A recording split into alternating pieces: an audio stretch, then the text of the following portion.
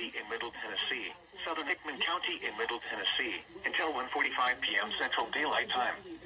At 1:12 p.m. Central Daylight Time, a severe thunderstorm was located 9 miles south of Centerville, moving west at 15 miles per hour. Hazard, 60 miles per hour wind gusts and quarter-size hail. Source, radar indicated. Impact, hail damage to vehicles is expected. Expect wind damage to roofs, siding, and trees. Locations impacted include Centerville, Gordonsburg, and Timmins. For your protection, move to an interior room on the lowest floor of a building.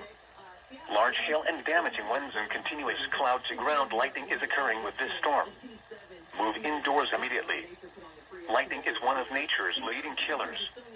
Remember, if you can hear thunder, you are close enough to be struck by lightning.